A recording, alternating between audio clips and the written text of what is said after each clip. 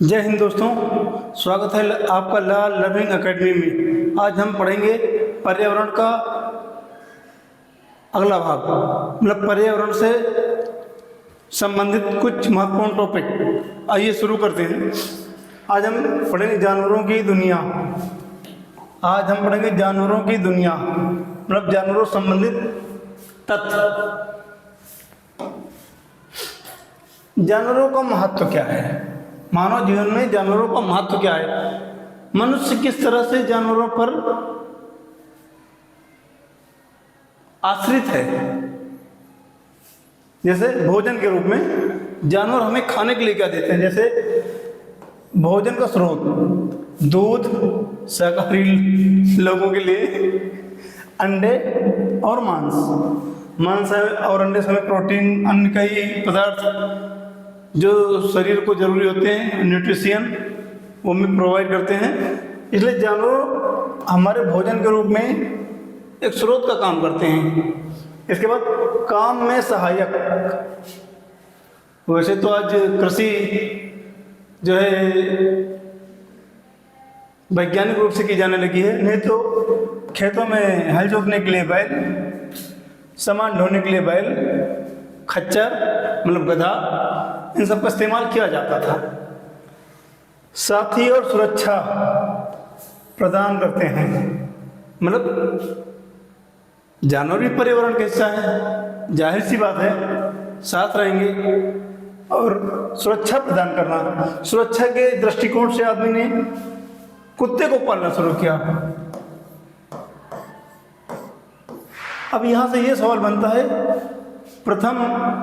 मनुष्य ने सबसे पहले किस जानवर को पालना शुरू किया? प्रथम पालतू जानवर कौन? तो वहां पर होगा कुत्ता।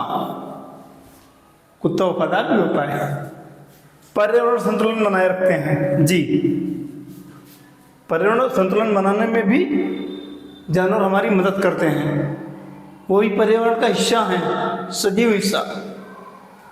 आइए अगला तथ्य देखते हैं। जानवरों के प्रकार। हमारे समाज में या पर्यावरण में किस किस प्रकार के जानवर पाए जाते हैं? जैसे पालतू जानवर, पहला टॉपिक पालतू जानवर, गाय, कुत्ता, बैल, बकरी, भैंस आदि। जंगली जानवर के अंदर शेर, जंगल का राजा,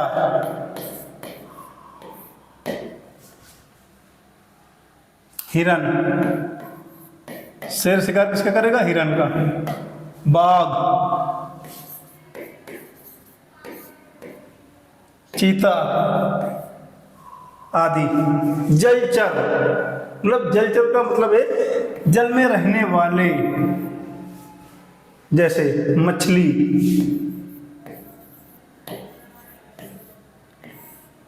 मगरमच्छ, मगर लिख सकते हैं,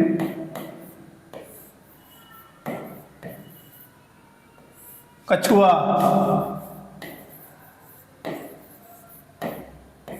आदि। पक्षी मतलब फ्लाइंग करने वाले, उड़ने वाले, तोता, बाज, कबूतर, चील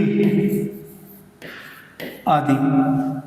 जो जल में रहते प्राणी उन्हें जलचर कहा जाता है। यहाँ से एक सवाल और बनता है, जलचर किसे कहते हैं? सामान्यतः जल में रहने वाले जंतुओं को जलचर कहा जाता है। अगला टॉपिक देखते हैं, पालतू जानवरों का उपयोग। हम उन जानवरों का उपयोग कैसे कैसे करते हैं, किस किस प्रकार से हम उनके ऊपर आश्रित हैं। जैसे जानवरों से हमें क्या होता है? दूध, गाय दूध देती, बकरी, भैंस। ऊन हमें किससे प्राप्त होता है? भेड़ हमें ऊन भी देती है, जो सर्दियों में काम आती है।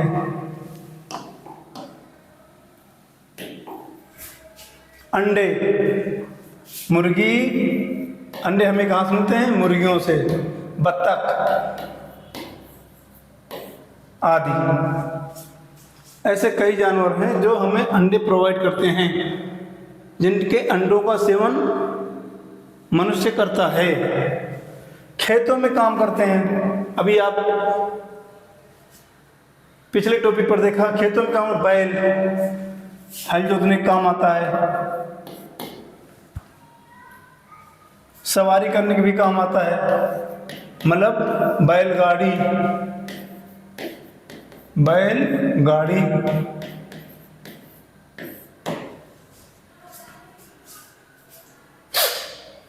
कुत्ता घर की रखवाली। अब गाड़ियां खींचने वाली बात है, खच्चर पे गाड़ियां खींचते, घोड़े गाड़ी खींचते हैं, घोड़ा।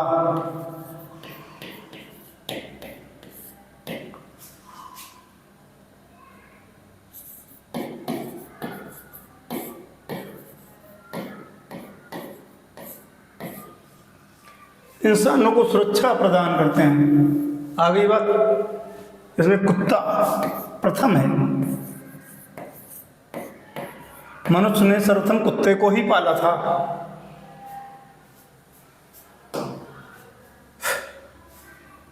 जंगली जानवरों का महत्व देखते हैं भाई। जंगली जानवरों का महत्व, जंगल में रहने वाले जानवरों को जंगली जानवर कहा जाता है। जंगल के संतुलन को बनाए रखते हैं। जैसे कैसे समझते हैं, घास होगी, घास को खाया खरगोश, खरगोश को खाया, खरगोश कौन खाएगा? जैसे सियार हो गया, सियार पाएगा खा लेगा। आदि इनका शिकार कौन करेगा? जैसा शेर हो गया आदि। तो ये जंगल के जो संतुलन है जानवरों का बना के रखते हैं। इसी को अभी आगे पढ़ेंगे आहार जाल। जैसे घास, घास खरगोश खाएगा, खरगोश को कोई दूसरा जानवर खाएगा, उसको कोई तीसरा जानवर खाएगा, उसको कोई तीसरा जानवर खाएगा। ऐसे ही आहार जाल बनता है। अभी आगे पढ़ेंगे। प्राकृतिक श्रृंखला का हिस्सा है। सामान्यतः पर्यावरण क्या है? हमारे आसपास पाए जाने वाले सभी जीव जंतु जो दृश्य हैं अदृश्य हैं, पर्यावरण का हिस्सा है। तो ये भी प्राकृतिक श्रृंखला का हिस्सा है। ये किस में आते हैं? प्राकृतिक पर्यावरण में आते हैं। जैव विविधता का संरक्षण करते हैं। हमारे समाज में, हमारे पर्यावरण में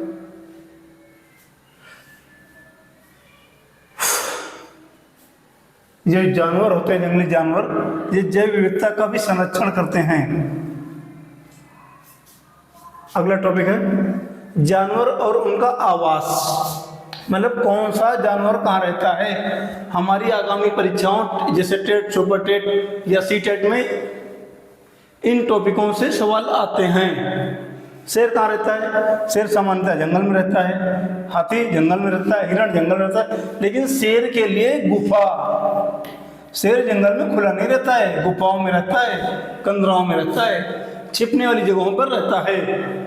पानी, पानी में कौन रहता है? मछली, डॉल्फिन, कछुआ, मगर,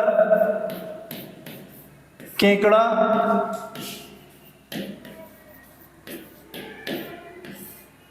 आदि। घर में कौन रहता है? घर में मनुष्य भी रहता है। गाय, कुत्ता, बिल्ली, भैंस, बकरी आदि।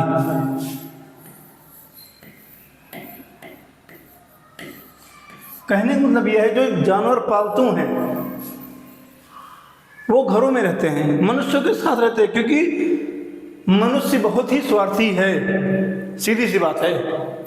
जिस जानवर से उसका स्वार्थ होगा उसी को पालेगा, फिजूल में किसी को नहीं पालेगा। जिस जानवर पालता है उससे उसे गोबर की प्राप्ति होती है, जो एक प्रकार से खाद्य का निर्माण करती है, खाद का जो खेतों में छिड़काव करते हैं, दूध देती है, कुछ जानवर अंडे देते हैं। बकरी पालन, मुर्गी पालन मांस के लिए होता है। मतलब मनुष्य उन्हीं जानवरों को पालता है जिनसे उसका फायदा होता है, हित होता है। आकाश में कौन रहता है? आकाश में तो रहता कोई नहीं है भाई। फ्लाइंग करते हैं पक्षी, वो पक्षियों के उड़ने की जगह होती है। पक्षी कहाँ रहते हैं? पेड़ों पर घोंसला बनाकर रहते हैं। कुछ कुछ पक्षी ऐसे हैं पेड़ों पर घोंसला बनाते हैं। घोंसला। और कुछ पक्षी ऐसे हैं जो जमीन पर जो झाड़ियां होती हैं उनमें रहते हैं। अगला टॉपिक, जानवरों की सुरक्षा की जरूरत। बिल्कुल सही बात है। अगर पारिस्थितिकी तंत्र को बना के रखना है, पर्यावरण संतुलन को बना के रखना है, तो जानवरों की सुरक्षा को बहुत ही गंभीरता से लेना चाहिए। जैसे वर्तमान में हिरणों की संख्या बहुत कम हो गई है। शेर आदि।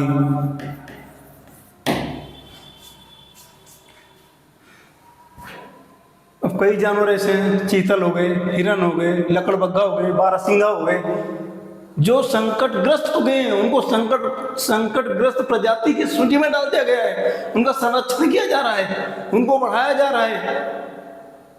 इससे स्पष्ट है कि जानवरों की सुरक्षा की सख्त जरूरत है। इसी के संबंध में सन 1972 में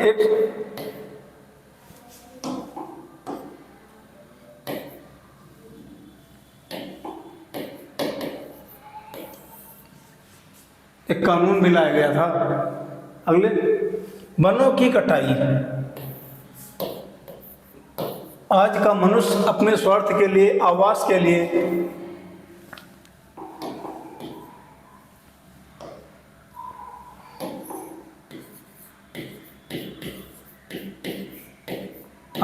लिए वनों की अंधाधुंध कटाई कर रहा है। अंधाधुंध।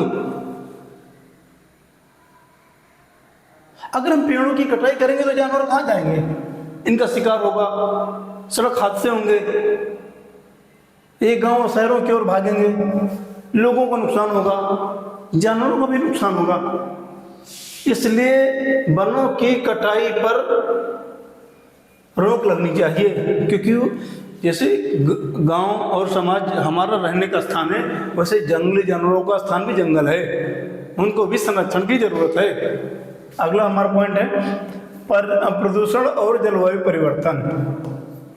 ये जंगल तेजी से कटेंगे, गर्मी बढ़ेगी, ग्लेशियरों की या हिमनदों की जो हिम जमी हुई है वो गलना स्टार्ट होगी, ग्लोबल वार्मिंग का भी खतरा बढ़ेगा। तो कई समस्याएं हमारे सामने आने वाली हैं। इसलिए पर्यावरण प्रदूषण और जलवायु परिवर्तन, इन चीजों पे बहुत ध्यान देने की जरूरत है। प्रत्येक व्यक्ति की जिम्मेदारी बनती है। अगला, आवास का नष्ट होना। बिल्कुल सही बात है। जंगल कटेंगे, आवास नष्ट होंगे, उत्खनन होगा, उसमें भी जो जानवर हैं उनके आवास नष्ट होते हैं। खरगोश, शेर, ये सब जो जानवर हैं, जंगली जानवर जंगल में रहते हैं ना। जैसे आजकल देखा जाए मोरों की संख्या काफी कम हो गई, काफी कम, संकटग्रस्त स्थिति में है। अगला देखते हैं, संरक्षण के उपाय। इनको संरक्षित कैसे किया जा सकता है? राष्ट्रीय उद्यान और अन्य जीव अभ्यारण्य। बिल्कुल सही बात है।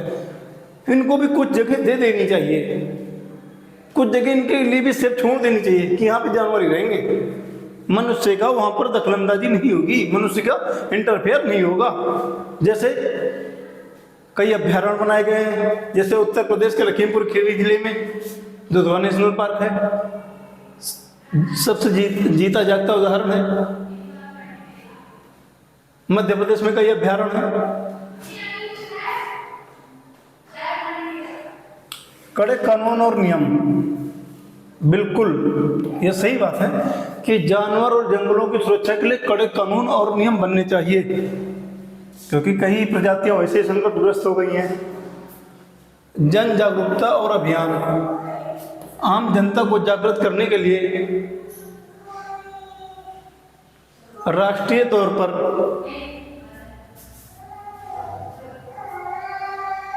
जन जागरूक आंदोलन चलाए जाने चाहिए, लोगों को जागरूक किया जाना चाहिए।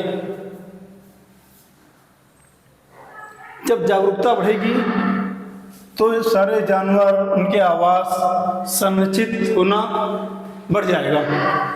अगला वृक्षारोपण और आवास की रक्षा। वृक्षारोपण बढ़ाया जाना चाहिए। जब वृक्ष बढ़ेंगे, जंगल बढ़ेंगे,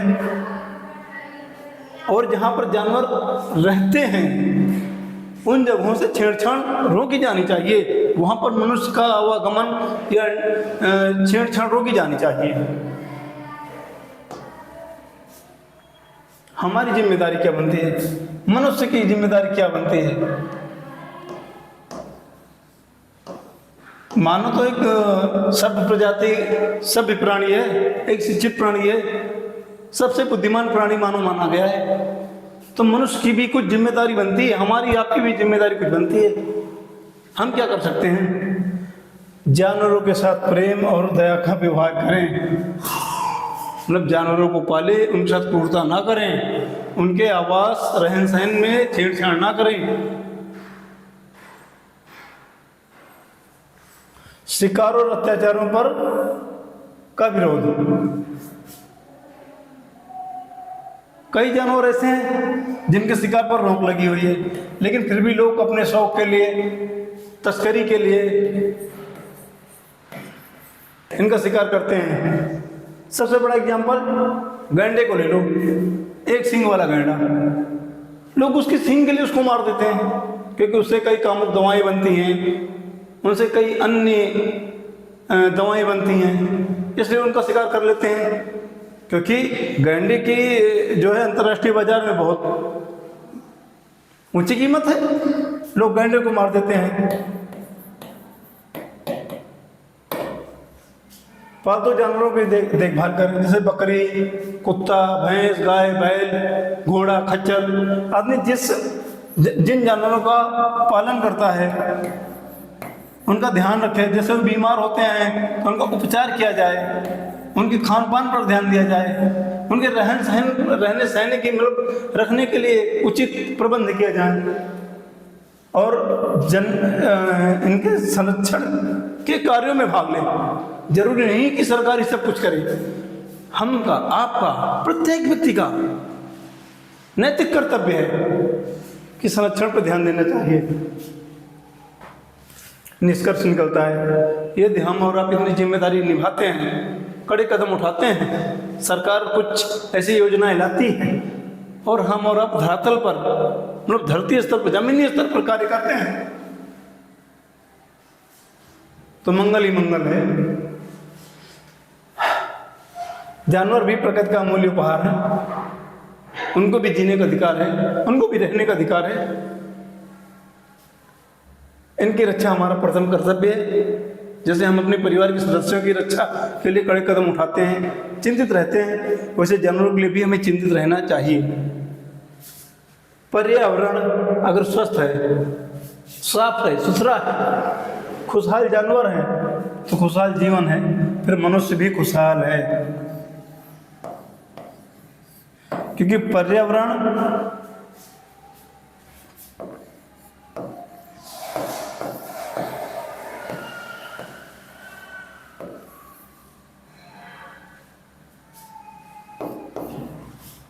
मनुष्य, जानवर, पेड़ पौधे